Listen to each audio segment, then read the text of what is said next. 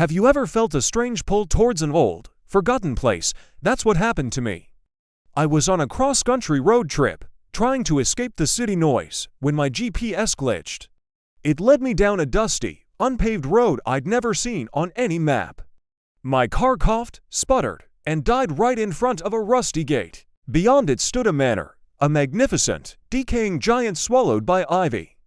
It was eerie, but I was drawn to it. I had to find help, right? Pushing the heavy gate open, I walked up the cracked stone path. The air was heavy, still, and smelled of damp earth and something sweet, like old perfume. The front door was unlocked. Inside, dust motes danced in the slivers of moonlight piercing through grimy windows. A grand staircase swept upwards into darkness. As my eyes adjusted, I saw portraits lining the walls, their painted eyes seeming to follow me.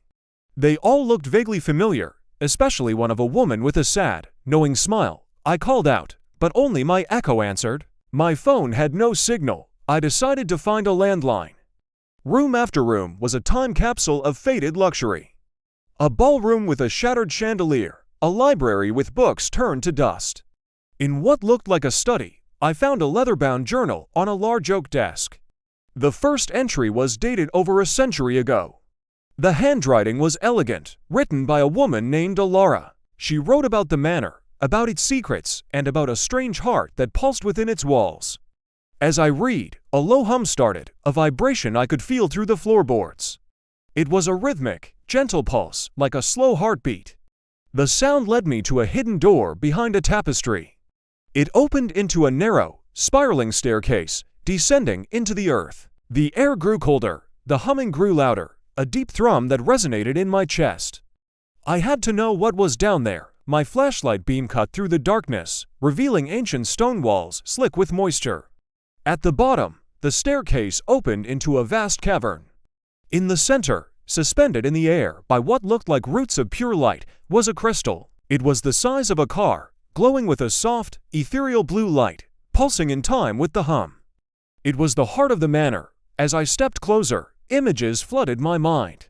Not memories, but possibilities. I saw myself as a scientist discovering a new element, an artist creating a masterpiece, a leader guiding a nation. Infinite lives, infinite choices, all stemming from this one point. Ilara's journal mentioned a choice. She wrote that the heart of the manor shows you every path your life could take, but you can only choose one.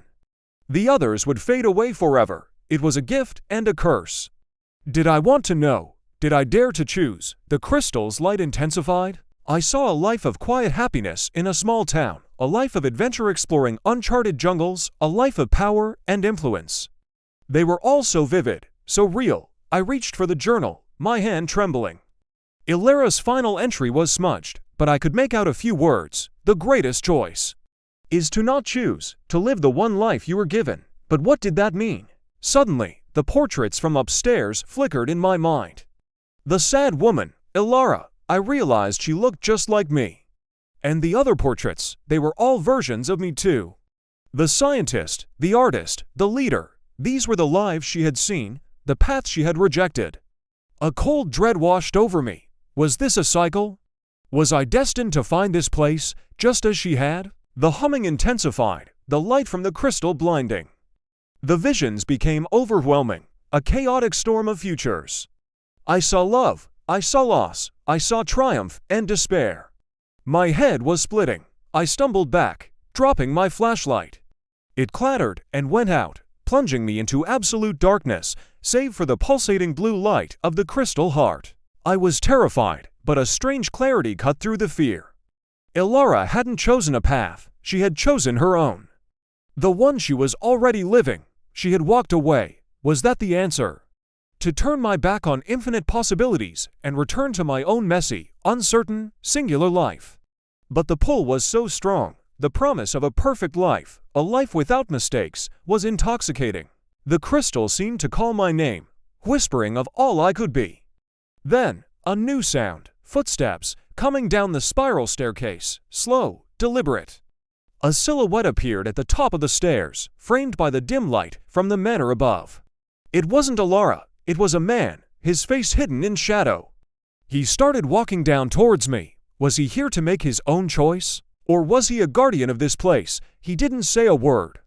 The crystal pulsed, casting shifting blue shadows across his face as he got closer. He stopped a few feet away from me. The air crackled with energy. He finally spoke, his voice a low rumble that seemed to vibrate with the cavern itself. "Every generation, one finds their way here," he said. "The choice is yours. To become a memory on the wall, or to walk back up those stairs." I looked from his inscrutable face to the hypnotic crystal, then back to the darkness of the staircase leading up to the world I knew. What would you do? Would you choose a guaranteed future from the infinite possibilities offered by the crystal? Or would you turn your back on it all and walk back into the unknown of your own life? I'm still standing here, in the heart of the manor, the man waiting for my answer. The crystal pulses, showing me everything I could ever want, and I have to choose. What happens next? Well, that's a story for another time. Thanks for watching. If you're fascinated by mysteries like this, make sure to subscribe for more adventures into the unknown.